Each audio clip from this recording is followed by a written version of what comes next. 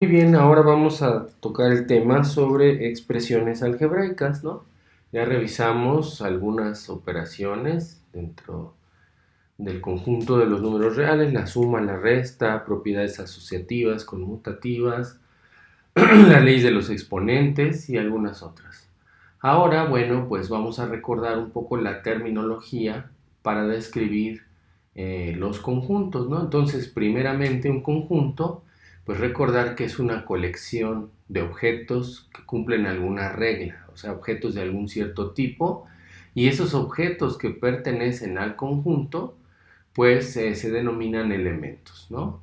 Y entonces, normalmente para denotar esos conjuntos usamos letras mayúsculas y las letras minúsculas representan los elementos de los conjuntos, ¿no? Entonces, por ejemplo, en este libro, pues hemos acordado de alguna manera ocupar la letra mayúscula R, ¿verdad? De este tipo para denotar el conjunto de los números reales, y un subconjunto de estos números reales es el número Z, la letra Z denota el conjunto de los números enteros. Entonces, simplemente, si dos conjuntos son iguales, pues tendríamos que decir, por ejemplo, que S es igual a T. Representa que ambos conjuntos tienen los mismos elementos, exactamente los mismos elementos, ¿ok? Y entonces, bueno, vamos a recordar un poquito de la notación o la terminología que empleamos en cuanto a los conjuntos, ¿no? Entonces, un elemento se escribe con la letra minúscula. Podemos decir que pertenece al conjunto S, ¿ok? Entonces, el significado es que, en este caso, que la A es un elemento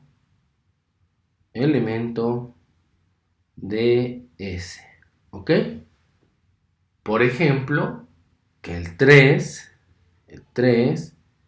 pertenece a los números enteros, ¿ok?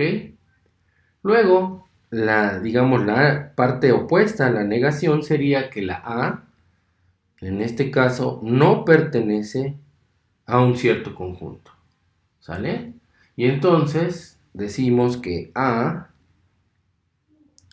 no es un elemento de S, elemento de S, del conjunto S, ¿ok? Entonces, por ejemplo, si ocupo acá el número 3 quintos, pues obviamente el 3 quintos no pertenece al conjunto de los números enteros porque es un número racional, ¿ok? También vamos a ocupar una letra que es como una especie de C pequeñita, ¿ok? Entonces esa letra vamos a ocupar, ahora voy a escribirlo. Tenemos, por ejemplo, que el número A, o vamos a poner, para que no sea número, vamos a poner que la S es un subconjunto de los números reales, ¿ok? Entonces, en ese caso, podríamos pensar en que la S es un subconjunto de, bueno, no vamos a poner los reales, vamos a poner de M, ¿ok? Entonces, significa que el conjunto S, ¿verdad? Es un subconjunto, ¿verdad? De M.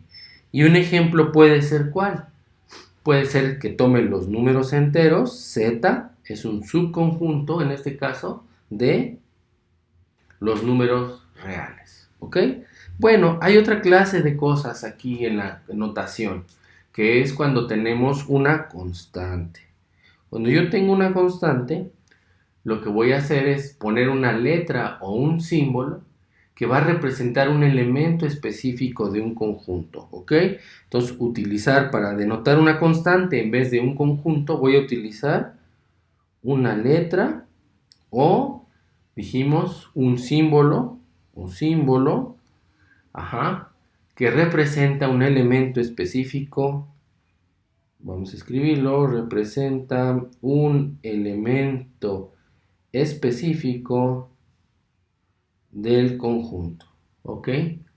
Y por ejemplo, pues pudiera pensar en el número 5, o en el número menos raíz de 2, o en el número pi, ¿ok? Y ahora en cambio, puedo tener algo que no es un número, o un símbolo como pi, que significa un valor, sino pudiera tener yo una variable.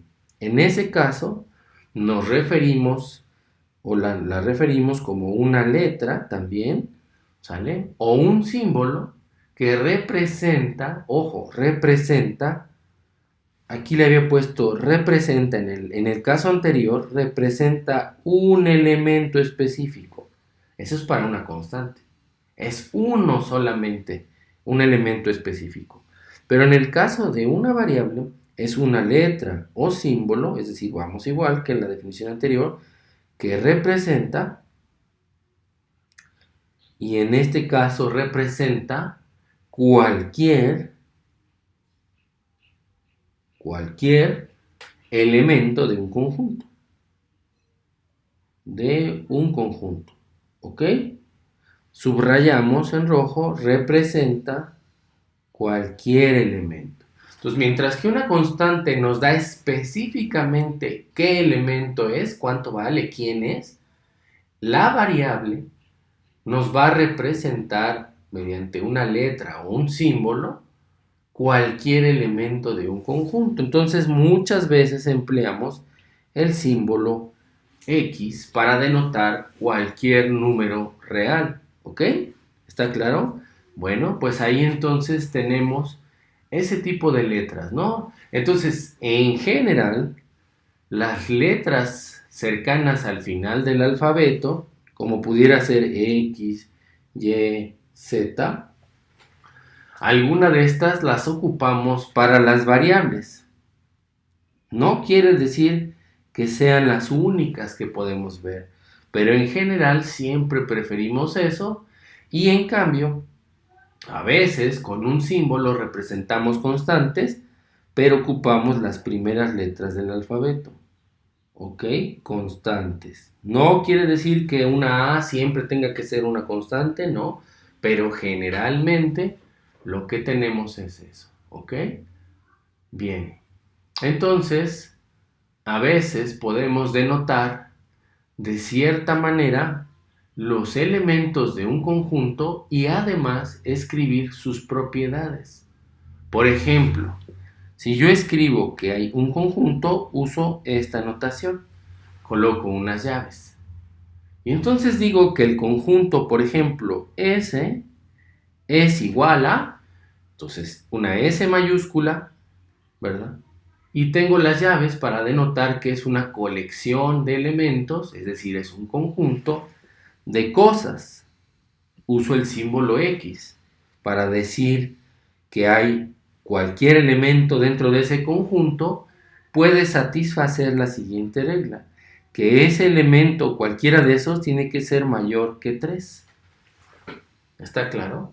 Entonces, esta es una manera de decir, en realidad, que estoy considerando en mi recta numérica, por ejemplo, el 1, 2, 3, sin tocar el 3, ¿ok? Estoy considerando un elemento un poquito más grande que 3, le voy a poner aquí un huequito, vamos a poner el 3, un huequito, porque no toca el 3, y de ahí tomo todos los elementos que están a la derecha.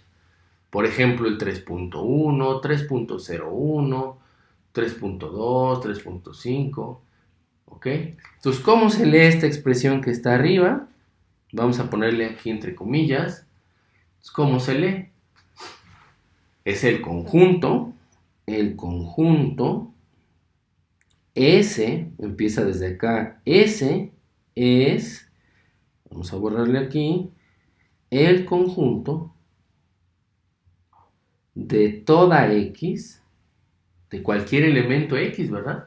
De toda X, tal que, esa rayita vertical es tal que, y ahora en este caso, X es mayor que 3. Esa parte pues ya la sabemos leer, ¿sale? ¿Ok? Tal que X es mayor que 3. Si quieren aquí le ponemos así que tal que X es mayor a 3. ¿Sale? ¿Ok? Y entonces tenemos ahí una serie de conjuntos, etcétera. ¿Ok? Entonces fíjense, vamos a lo que nos interesa el día de hoy, finalmente. Entonces, si empezamos con una colección de variables y números reales, entonces una expresión algebraica, vamos a ponerlo aquí, expresión algebraica, ¿qué será? Entonces, ¿qué es una expresión algebraica? Pues una expresión algebraica es el resultado obtenido al aplicar sumas, restas, multiplicaciones, divisiones, potencias o raíces a esta colección, ¿ok? Entonces tengo una colección de variables y números reales, es decir, tengo conjuntos de variables y números reales, y entonces el resultado de aplicar estas operaciones, que ya mencionamos, a esta colección, justamente es lo que se denomina una expresión algebraica, ¿ok? Entonces ahora, si tomamos números específicos y los sustituimos o los cambiamos por las variables en una expresión algebraica, el número resultante le vamos a llamar valor de la expresión. Ahora, el dominio de una expresión algebraica está formado por todos los números reales que pueden representar a las variables. En otras palabras, el dominio estará formado por los números reales que, cuando los sustituimos por las variables, no hacen que la expresión algebraica carezca de sentido. Es decir, cuando los denominadores no pueden ser iguales a cero o cuando las raíces siempre existen. ¿Ok? Entonces vamos a ver, para cerrar esta parte, vamos a ver rápidamente unos ejemplos para ilustrar esto. ¿Ok? Entonces, por ejemplo, si tengo una expresión algebraica, la siguiente, que es, por ejemplo, x cúbica menos 5x más 6 sobre la raíz de x, es una expresión algebraica porque hay una combinación, ¿verdad?, de símbolos y números, variables que en este caso es x, y constantes como el 6, ¿verdad?, que se están haciendo operaciones entre ellas. Entonces esto es una expresión algebraica. Pero ¿cuál sería el dominio de esta expresión algebraica? Recordando entonces, el dominio son los valores de las variables que cuando se sustituyen hacen que la expresión algebraica sí tenga sentido. A veces lo que tenemos que buscar es lo opuesto, cuándo o para qué valores de la variable la expresión no tiene sentido. Entonces, como comentamos hace un rato, una cosa que hay que cuidar mucho es la división entre cero, no existe, y que las raíces existan. Esto quiere decir en el campo de los reales. Eso quiere decir si aquí tenemos una raíz, pues que este valor de x sea tal que dentro de la raíz siempre haya números positivos para que la raíz cuadrada exista en el campo de los números reales. ¿Ok? Eso ocurre cuando la x es mayor o igual a 0. Es decir, tomamos el 0, la x puede valer 0, puede valer 1, 2, 3, etc. X mayor o igual a 0. Pero ahí estaríamos olvidando que si la x es exactamente igual a 0, entonces lo que ocurriría es que tendría yo raíz de 0. Raíz de 0 existe en los reales, raíz de 0 es 0, pero entonces estaría dividiendo 6 entre 0 y eso no existe. Entonces, de ese intervalo de valores que habíamos encontrado, x mayor o igual a 0, hay que excluir finalmente al valor del 0. Vamos a hacer aquí esa exclusión, hacemos un huequito y quitamos el mayor o igual y dejamos simplemente mayor. Entonces, el dominio corresponde, para que esta expresión sea válida, corresponde a todos los valores de x mayores que 0. ¿Ok? Por ejemplo, en x igual a 4, pues sin ningún problema puedo evaluar. En x igual a 4 me quedaría 4 al cubo menos 5 por 4 más 6 entre raíz de 4. Todo esto es posible evaluarlo sin ningún problema y nos daría, si ustedes hacen las operaciones, nos daría 47. ¿Ok? ¿Sí está claro? Bueno, entonces con esto damos un ejemplo, ¿verdad? De cómo es una expresión algebraica. Para recordarlo, es aquella conjunto de operaciones, sumas, restas, multiplicaciones, potencias y raíces que combinan o que se realizan entre variables y constantes, ¿vale? Perfecto.